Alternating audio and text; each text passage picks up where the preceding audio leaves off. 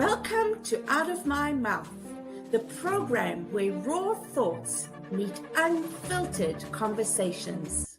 Join us as we dive into the depths of human experience, where we share stories, perspectives, and insights that just might challenge the status quo. Get ready to laugh, cry, and ponder the world around you like never before. This is Out of My Mouth.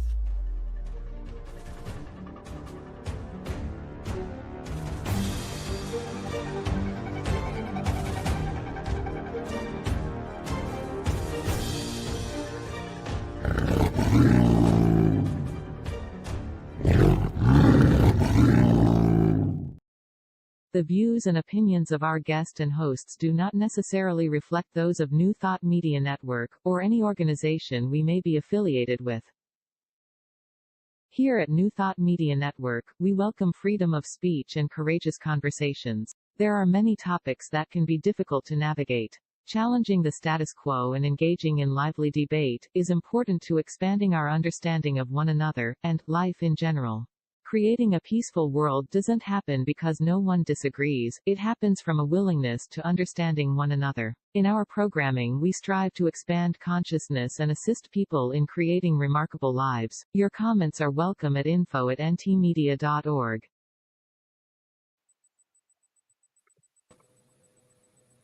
Welcome. My name is Marg, and my co-host is Cheryl. And welcome to Out of My Mouth. And one never knows what's going to come out of our mouths. We go with the flow.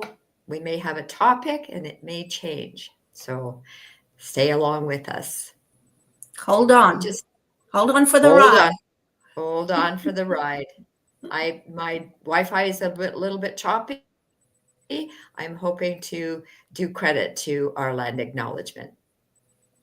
In the spirit of reconciliation and peace, we are grateful for the opportunity to meet on these sacred lands. We thank the generations of people who have taken care of this land for thousands of years.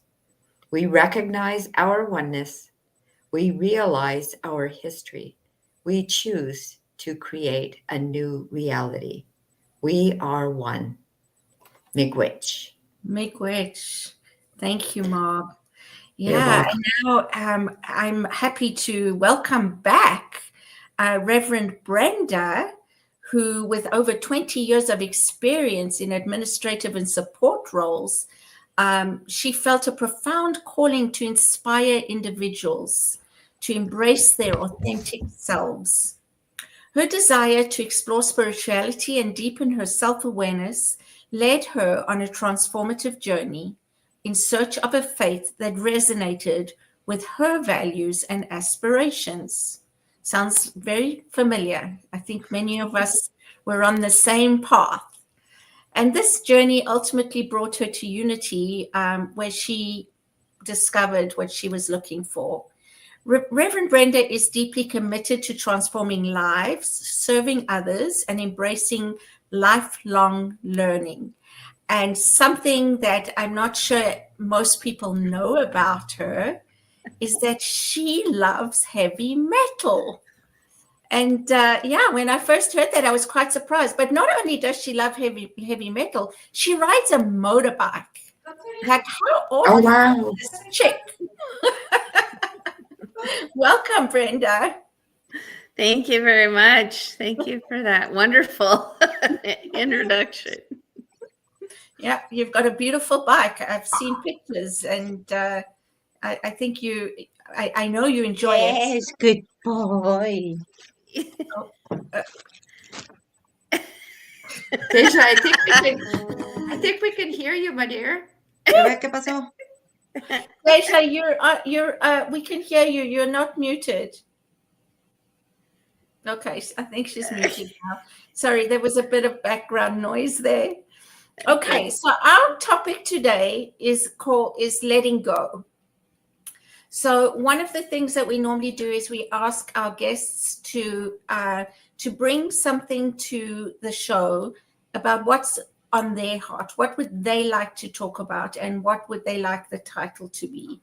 And Brenda chose letting go. So I'm going to ask her to talk about that. Like, how did that come to you, and what was your thinking when you thought about talking about this topic, letting go?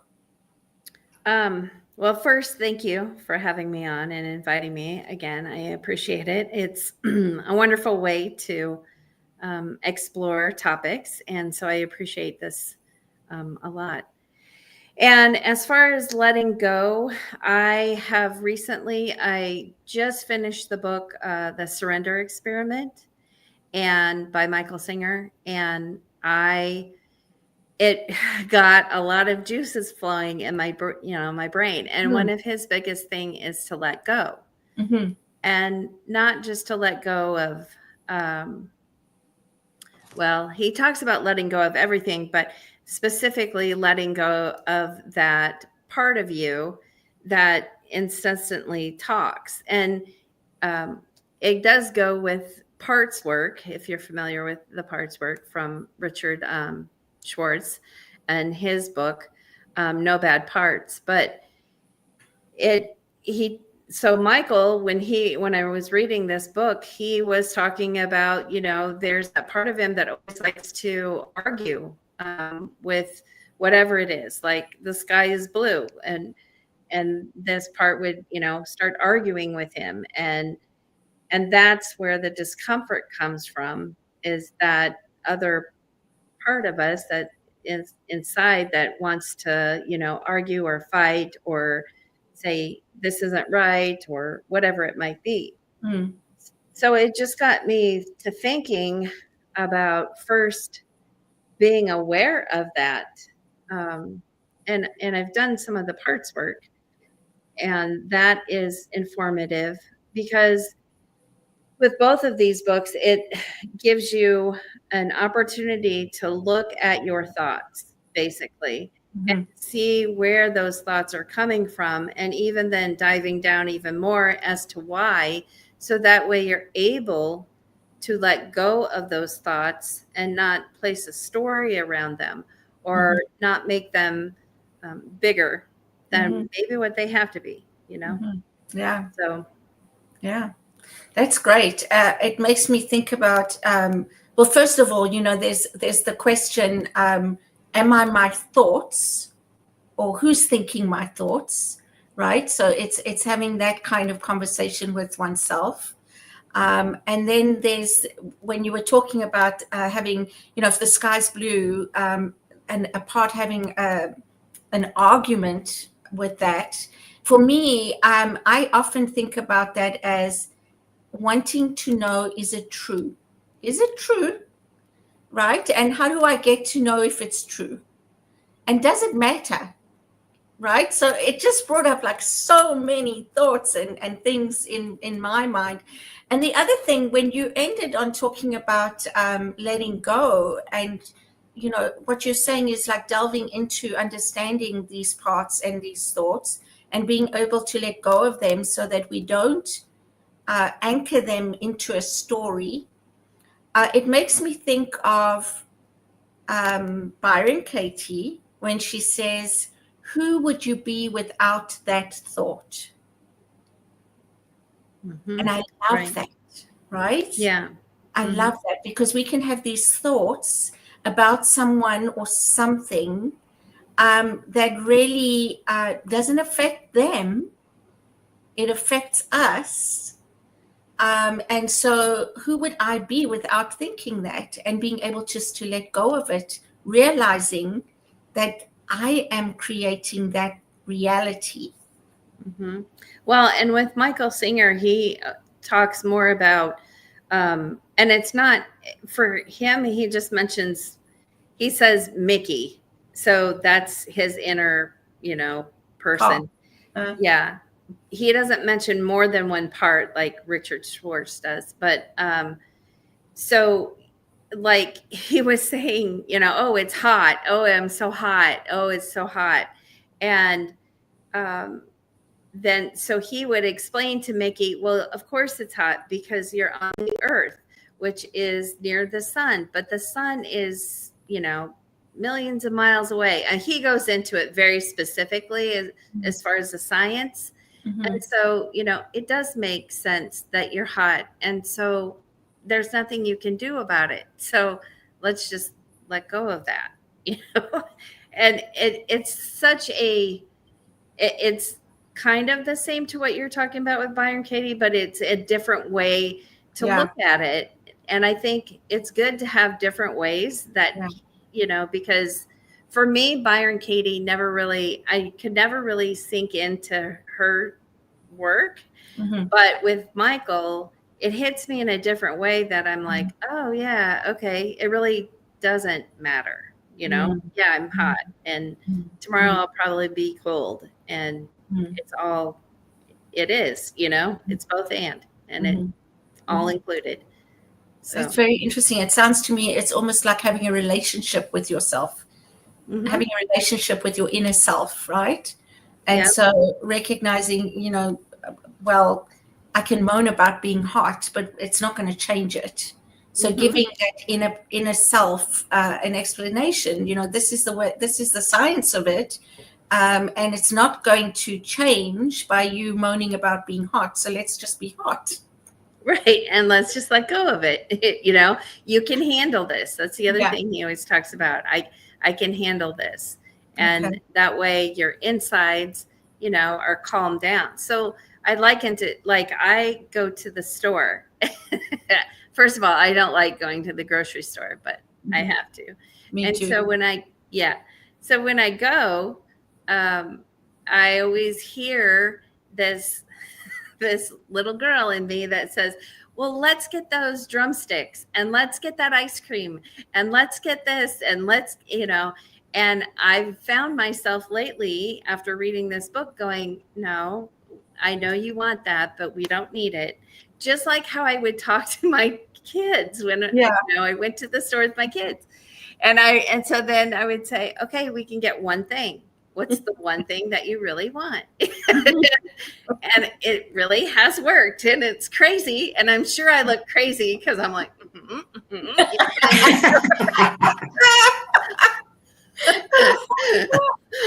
or like taking something and then putting it back. Like, no, we're not going to. You can't have that. Who's she talking to? Don't you put that in my cart. No. You could be having an argument. It's just, I want it. No, you can't have it. I want it. No, you can't. I know. I'm sorry. Getting a bit silly here. Mark. Silly's good. I'm sort of dumbfounded here because I haven't been on this journey with you in this way. So it's like being in stepping into an inside joke, and knowing only part of it. But I'm really enjoying being the observer right now. And often, Brenda, what happens is Cheryl will get wrapped up in talking, and then she'll like, oh, Marg, I haven't given you a chance to speak. And now I'm saying, don't ask me to speak because I don't know what you're talking about. I do what I don't. So carry on, and I'll jump in, and you can poke the bear too, Cheryl, if you think of something to ask me. So you too, Brenda. Okay. Yeah. Well, and I got to thinking later that it's not just letting go. I mean, letting go is such a big concept. And so for people who haven't done any work or read any books around it, or, like if you just say, well, just let go of it. And that is I hear that all the time.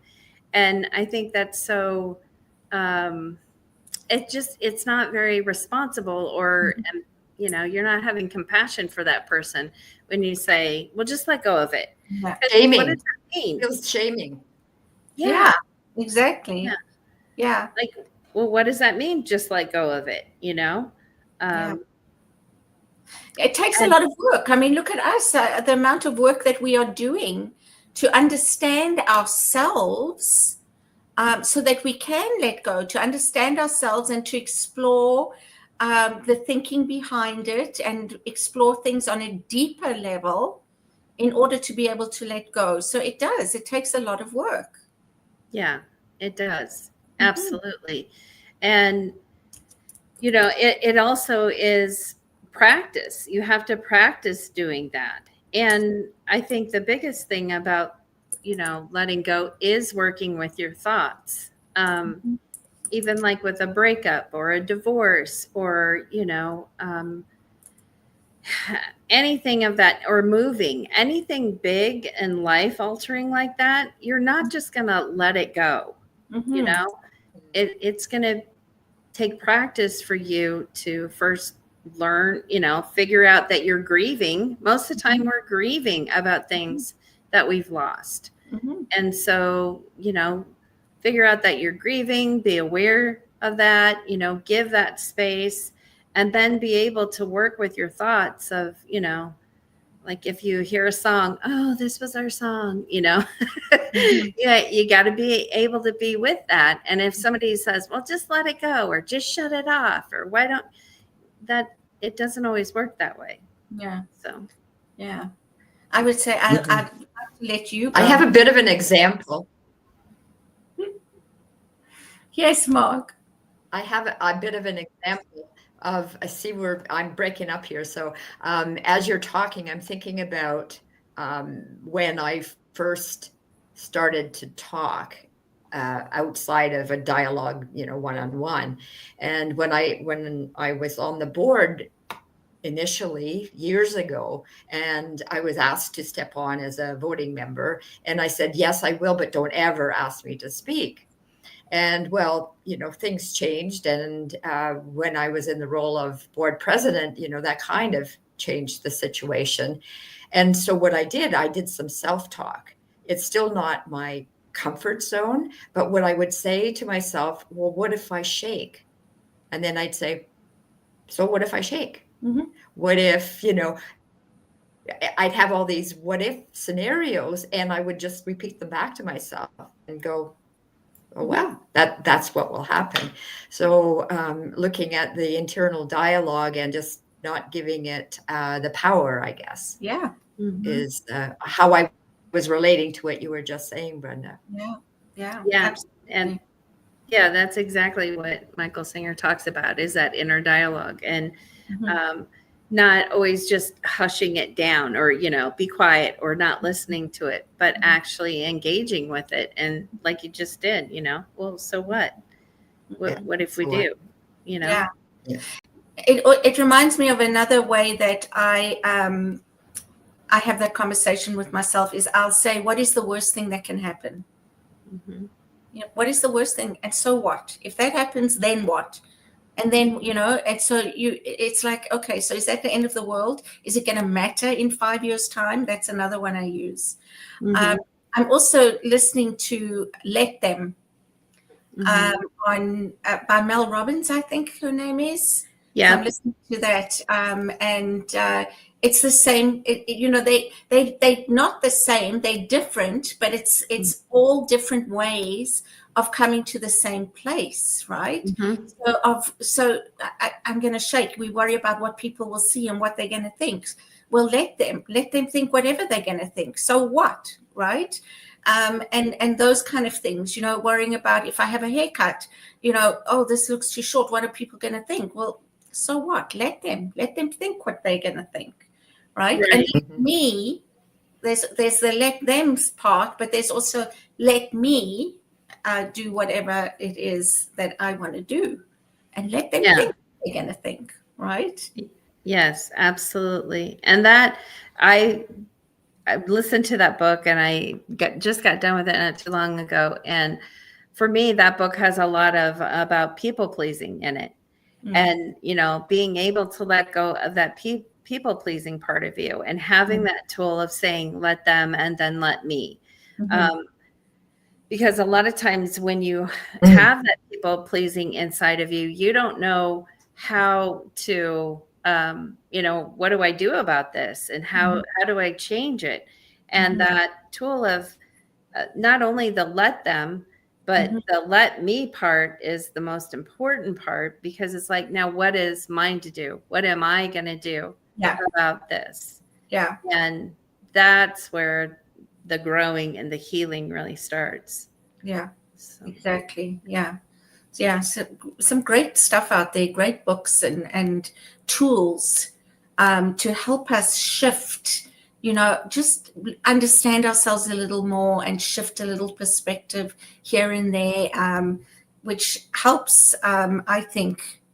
It certainly has helped me in my everyday life of mhm, worrying about what I worry about or don't worry about, mhm.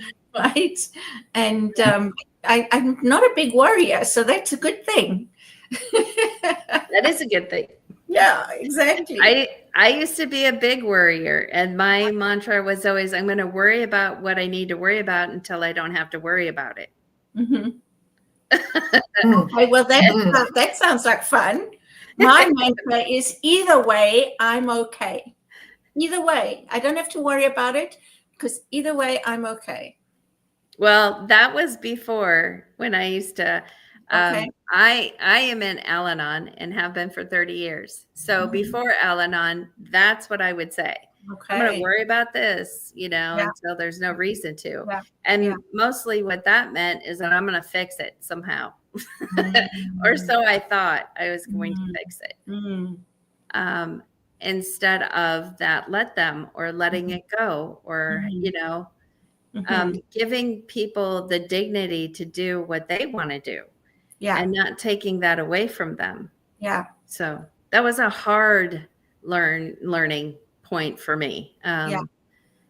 And lots of practice. All of these concepts take Mhm, lots of practice, because, mhm. and even today I can get into, oops, doing things. Yeah, all of us, the buttons that get pushed, right? I mean, but at least now I'm aware of it. A button will be pushed, and I do react in ways that I don't like. And then I Mhm. think to myself, okay, what was that about? Why? Why am I reacting that way? So at least we start having that awareness and try and work on it rather than just being oblivious to it and just Right. doing it over and over and over again, right? Yes. Because we could be hurting people. I know that it can be hurtful when I react sometimes. And I Yeah. don't want to do that. I don't want to be hurting people.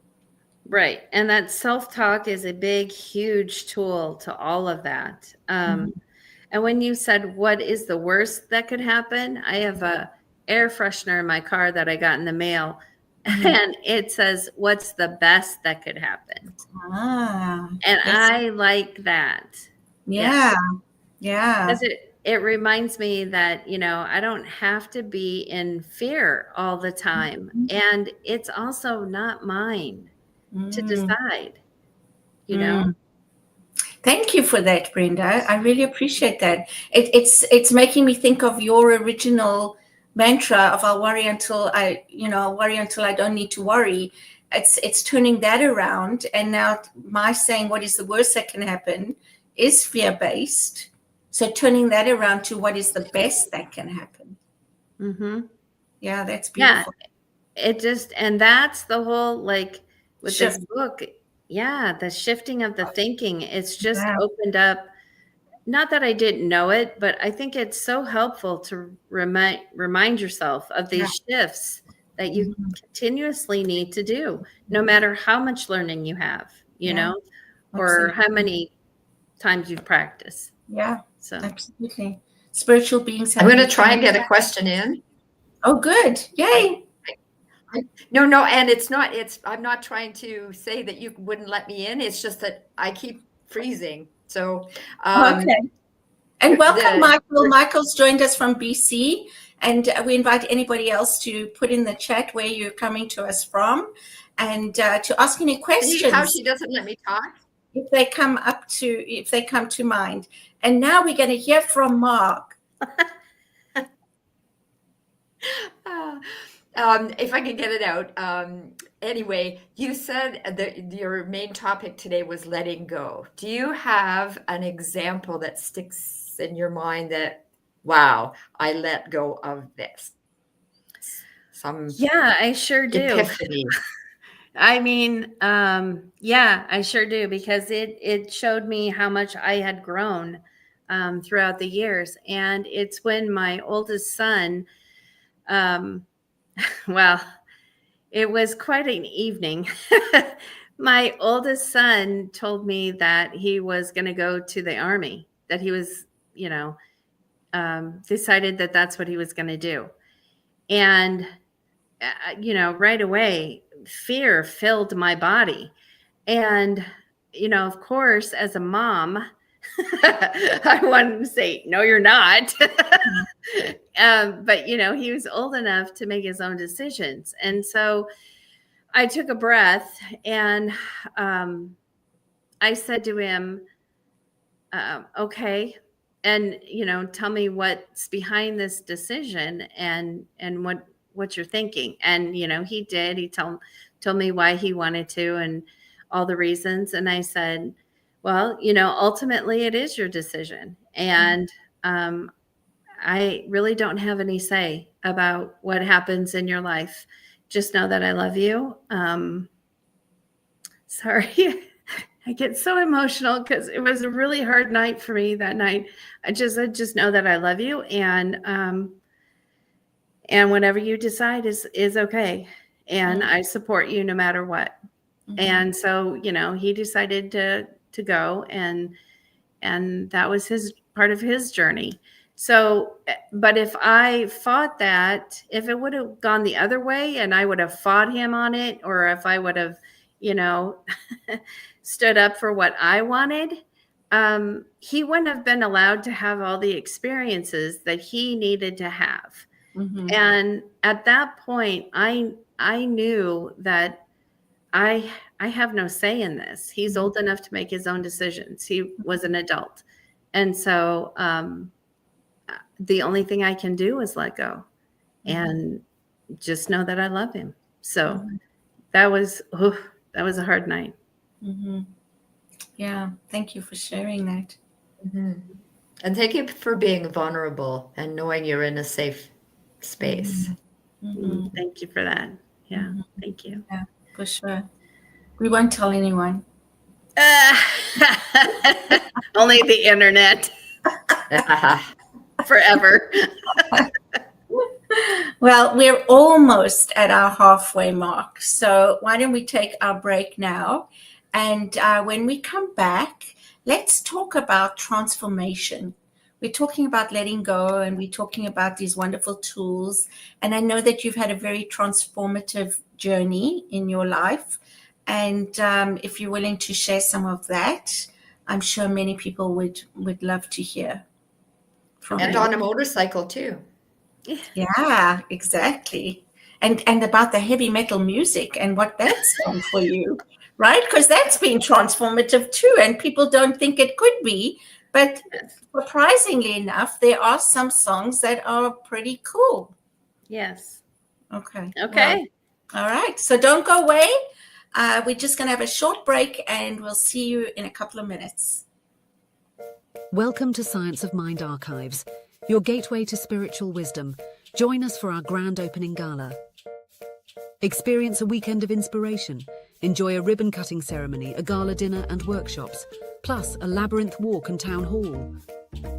Connect with a community of seekers. Explore spiritual teachings and resources. Find your path to personal growth. Join us from April 24th to 27th. Lodging options are still available. Visit our website www.scienceofmindarchives.com for more details. Please RSVP by March 15th.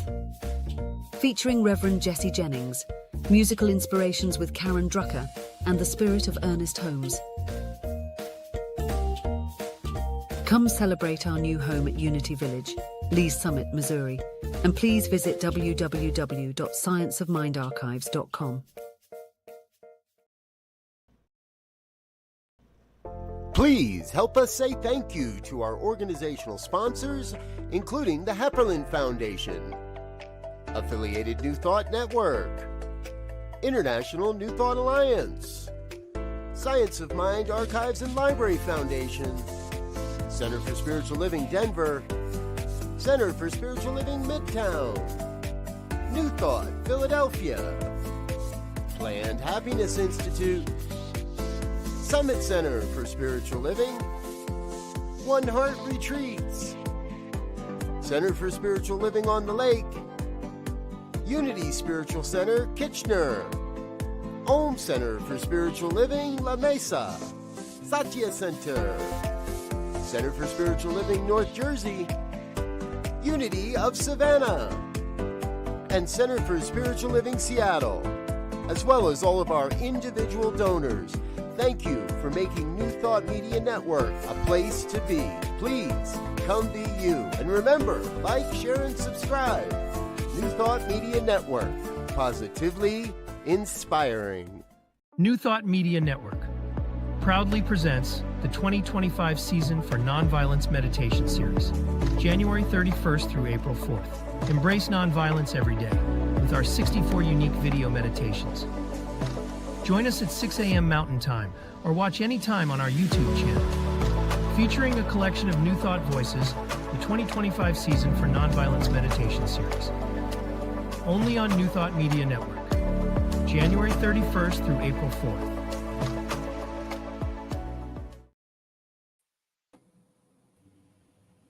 Welcome back. Okay, so where would you like to start? That's kind of like a loaded question. I don't know. I guess my transformation. Are you talking more the transformation into unity? Whatever you're comfortable sharing. Okay. I guess, yes. My transformation just in starting a spiritual path led through the 12 steps. And as I was in those groups, I'm in 2 groups, I felt a pull to, I was a Lutheran and that just wasn't doing it for me. There wasn't something, I wasn't aligning with it and I didn't know why. And, so as the years went by and I kept feeling this pull that there's something more somewhere, I started searching and I ran into unity. And it was the first time that I sat in the back of a church and did not cry, which meant a lot to me. And I actually was learning and actually felt aligned with what was being taught. Mm-hmm. And when I kept going and it just kept growing and I wanted to get more. And it really wasn't as hard as what I thought to let go of my old beliefs, my mm-hmm. old Lutheran beliefs. It wasn't. I think I was surprised by it more than anybody because I've seen a lot of people that come in and a lot of times they have their old beliefs and, these new beliefs and they come in and it just doesn't, it's a struggle. Mm-hmm. And for me, it just wasn't. I was just like, thank you. Finally, I feel like I am here where I need to be and mm-hmm. where I can grow.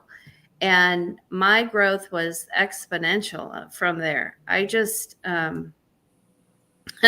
started out as the bookstore manager at our church and then wound up going to school and becoming a minister and then becoming the senior minister for our church. So, mm-hmm. I mean, it was just like that. And I knew that that's the way it was supposed to be, though. I knew that this is part of my journey. Mm-hmm. And the biggest part of all of it is, and why I had, I think, such a strong calling to become a minister is because first and foremost, I want to continue to grow spiritually. Mm-hmm. And I'm always searching for more knowledge mm-hmm. I mean, my goodness, I have so many books. It's ridiculous, but not only books, but, podcasts and mm-hmm. movies and, talking to others. I just want to grasp as much as I can and learn and hear all the different theories and all the different stories. And I'm just I want it all. And it's like I can never get enough learning from all of that. So my transformation has been quite quickly because I'm a learner at heart, you know. And then along with that, my life has just shifted a lot also in the process, because I am growing and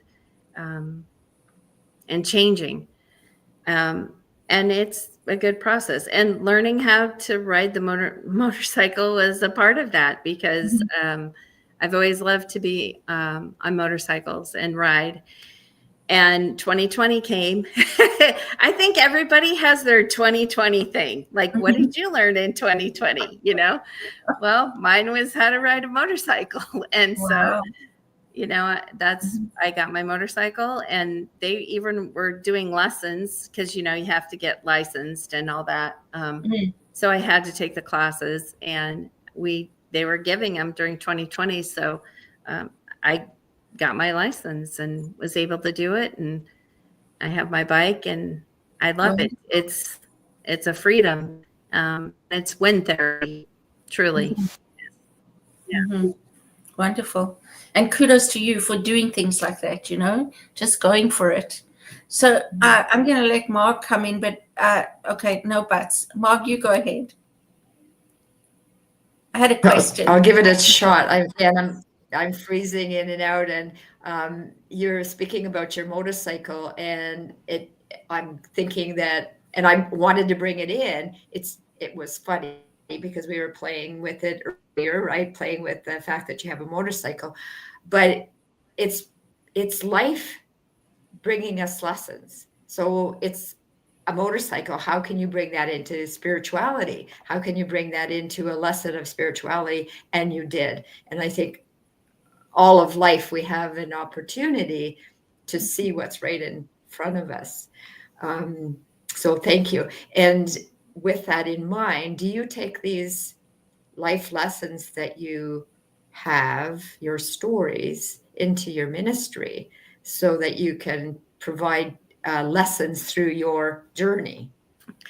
Absolutely. Yes. I think they know way too much about me and my personal life. And, you know, there was one time somebody had made, they don't go to our church a lot, but they came and went, and at one time kind of insinuated that I was, you know, talking about myself a lot. But that for me, and if we, you know, also think about all the other masters of time, you know, that's how we tell our lessons, is through our stories. And these are my experiences. So I always try to experience strength and hope when I get up there and do my talks, because I believe that stories are a way that we touch each other and get into the real, like, oh yeah, I've had a time like that too. So it's experiential for both of us. And it's the best way that I know, you know, like, this is what happened, and I can tell you. And from that, I learned this.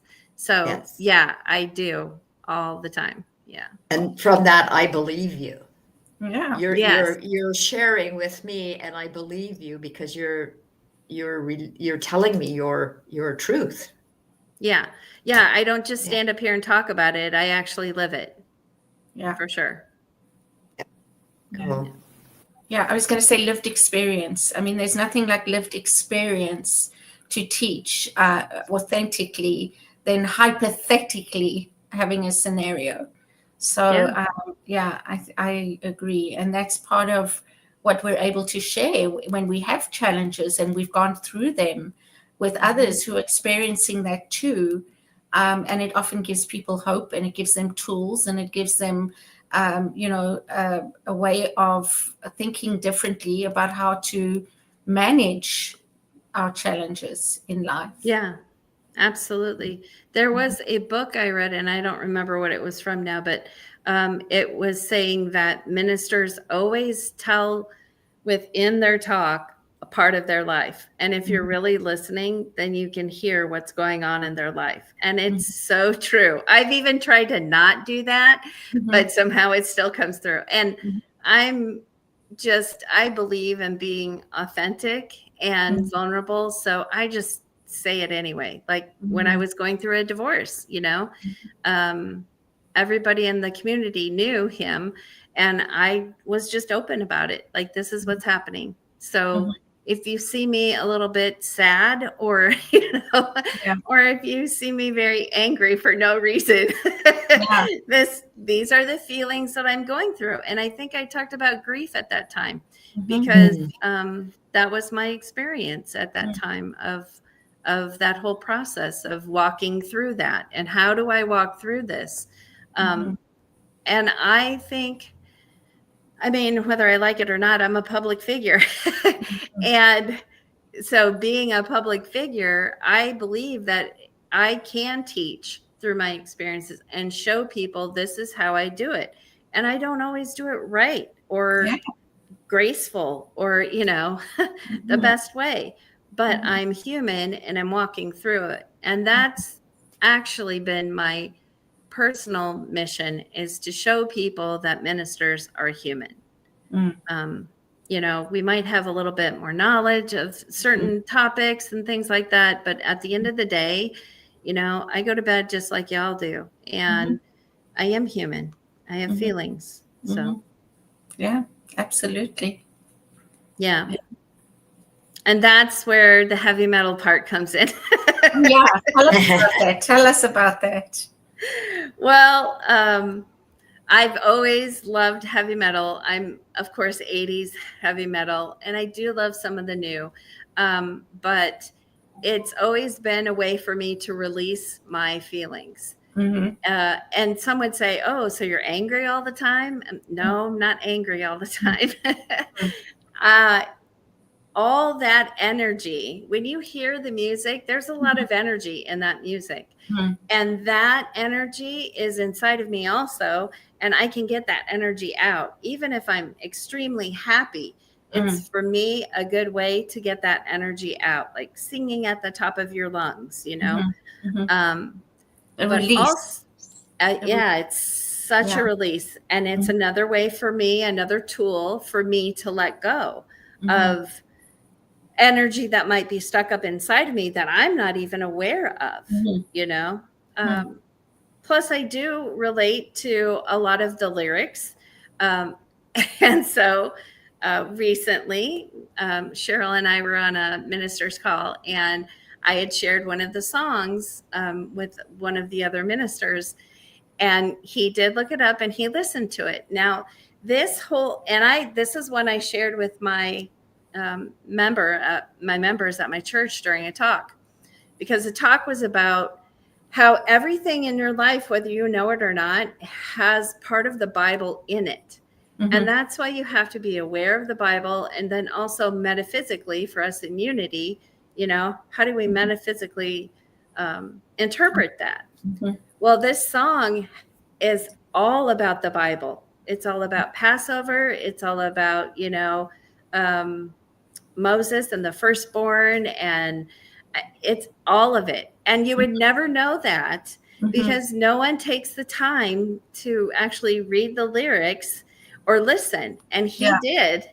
And he was amazed. I'm like, thank you.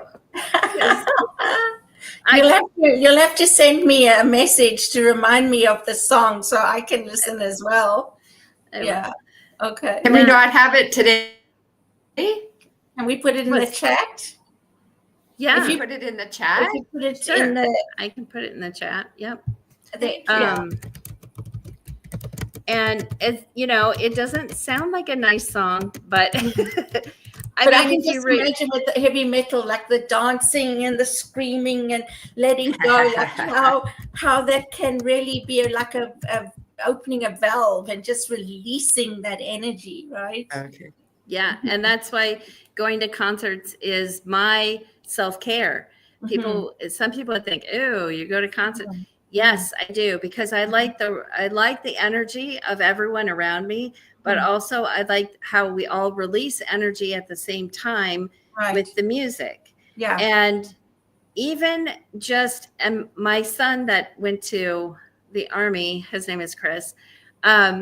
He also has inherited that from me, because he likes to go to raves where they do that. It's not techno. I can't remember what kind of music it's called, but the best part that he likes is that everybody is so nice to each other, and you meet the nicest people. And I can't tell you all the stories that he's told me about these people that he's met and how cool it was, and how, and it's like, yeah. And so it's like this little universe that we have where we're all together and we're all kind of cool with each other. And there's nothing but the music and us all in love.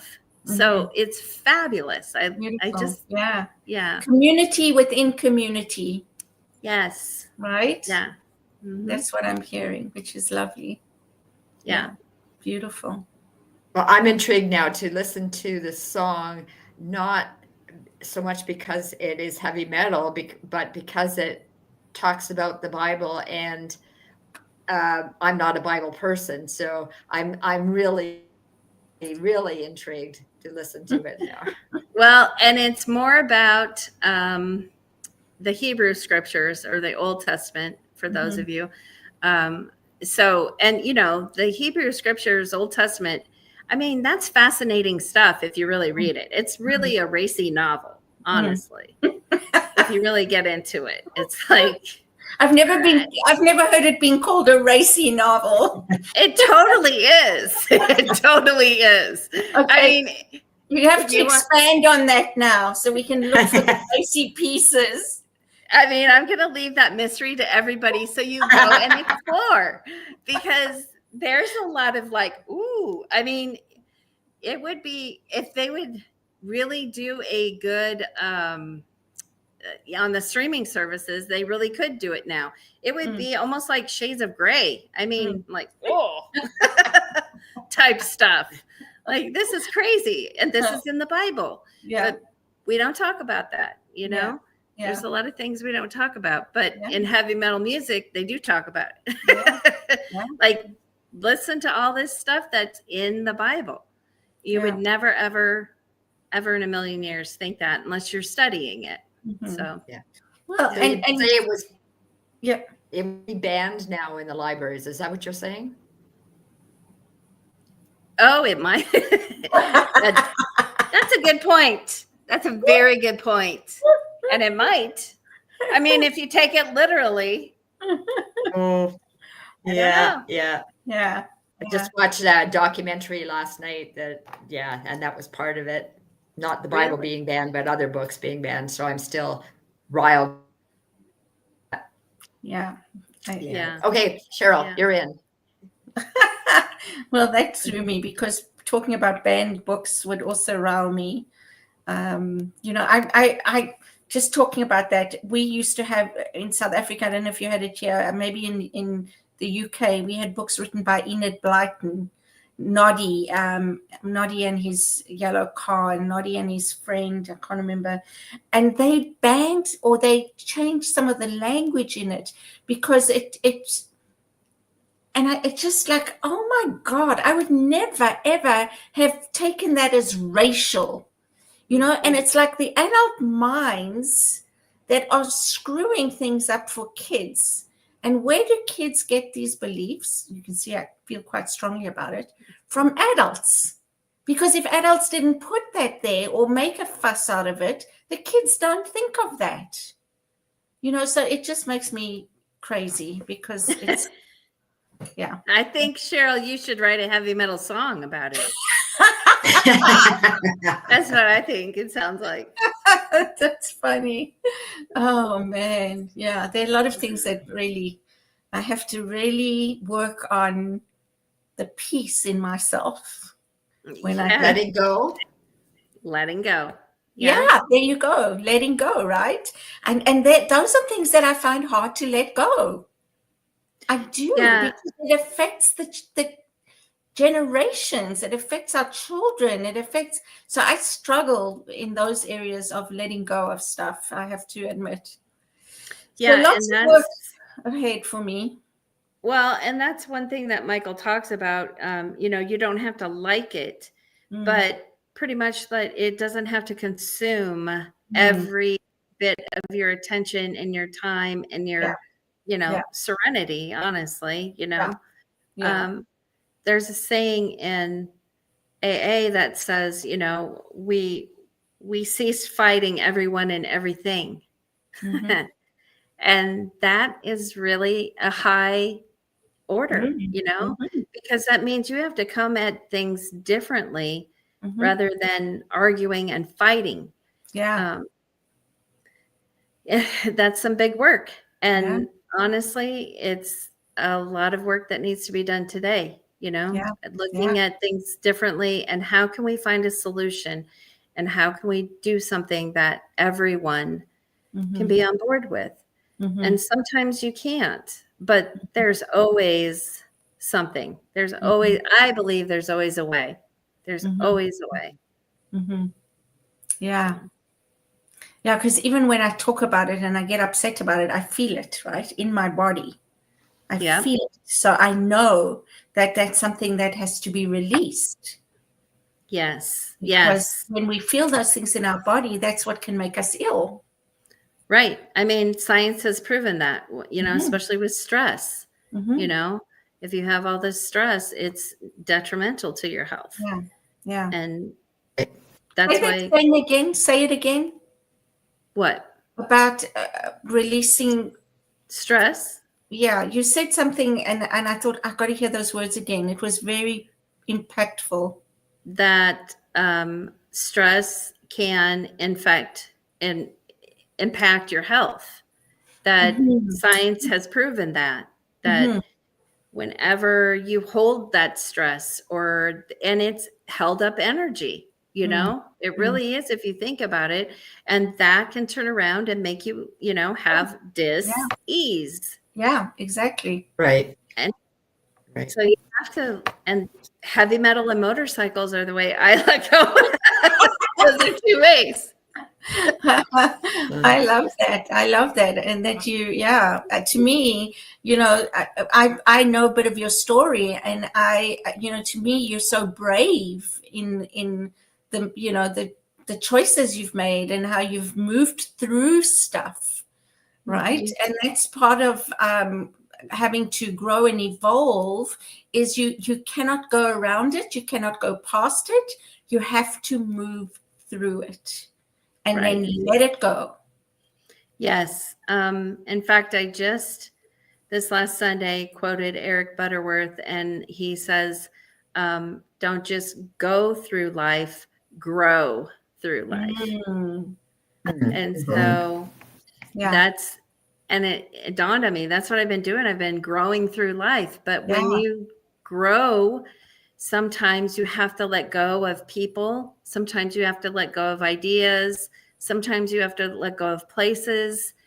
You're continuously letting go. And it's mhm, that process of being okay with that mhm. and knowing that, what's the best that could happen.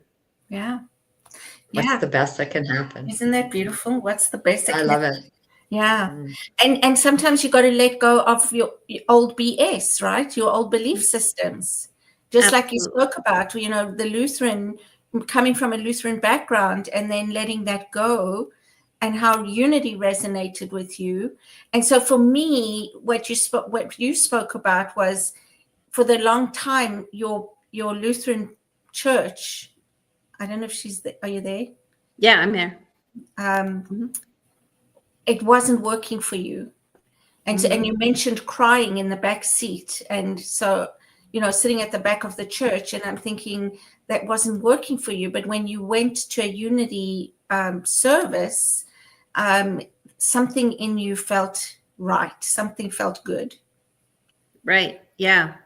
Yes. It was just a knowing and it almost felt like a deep hug, like you're here Mhm, and it's okay. And mhm, I just could not get enough of the teachings fast enough, because it was just like, I had been thirsty for so long. And so I want, give me a fire hose to let me drink all this in, because I am so thirsty for knowledge. And and it's been amazing. And every time, as a minister, we know these things and we go through them and we teach them and we talk about them. But sometimes it just gets to be so like, yep, I know.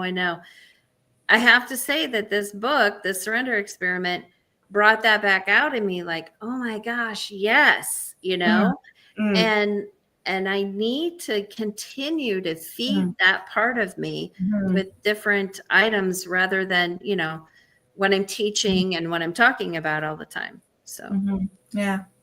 And I just want to mention, I mean, Unity is a New Thought movement, and so is Center for Spiritual Living, and there are other ones as well. And we basically teach the same thing, but we just have started maybe from a different place, or we use different language. But New Thought, what do we say? We say New Thought, what is it, Mark? Ancient wisdom. From ancient wisdom. Ancient wisdom, because some people, don't like new thought because it's not so new anymore. But I have to say, I mean, 100 years to me is new. It's like relative, right? Well, and honestly, people that don't know what new thought is, it is new to them. That's another point. Exactly. That's a great point. It's new way of thinking. It's a new way of thinking. So let's not think of it as new thought from 100 years ago. It's a new way. 100 today. How many years did Jesus live? Well, that's true. Just yesterday. Yeah, he lived it. Yeah, he did. He was a living example, right, of everything we talk about and we teach. So we've got 3 minutes left. So what are you going to do with it? I don't know. I think we should wrap up and say. I just want to read Michael's comment. Okay. Michael says, yes, I've heard of many cancer patients who've had a traumatic, stressful experience before they were diagnosed. Yes, me too, Michael. I have a friend, in fact, who's had a very traumatic time with family, and she's, I think, just had her 3rd round of radiation. So it definitely, it does affect our cells without a doubt. And so does letting go and love and light and beautiful energy makes a difference to ourselves as well. So letting go and replacing trauma and stress with something else can be very healing too. Yeah, and walking through that trauma and, feeling your feelings around that trauma. And then, it's a healing process. So, that way, hopefully you don't keep that stress in your body, so that, it reacts in a different way. But making sure that you do the work with that trauma so that you can, release it. Yeah, absolutely. Because many of us suppress it, right? We push it down. And when we push it down, that's when we get sick. So like Marg reminded us, we are coming to an end of the show. It's been wonderful having you, Brenda. Once again, I always love spending time with you. So thank you for being a wonderful guest. And if there is anything, I'm just going to pass it to you. One thing that you would like to say before we leave. What's the best that could happen? I love it. Marg. I don't know that there's just one thing. You were talking passionately, Cheryl, and I think we need to continue talking passionately and not become complacent and let go of suppressed feelings. Yeah, thank you. That's another talk. Hold on, the show. Another talk. Exactly, absolutely. Another show about passion and complacency, and how do we do that in a loving, peaceful way. And can Brenda come back and talk about it? Yes. Absolutely. Yes. Yeah, absolutely. Thank you so much. Well, thank you, everyone. Thank you for joining us. Please like, share, and subscribe. I always lose the third thing. Like, share, and subscribe. And we hope to see you again next week. Bye-bye.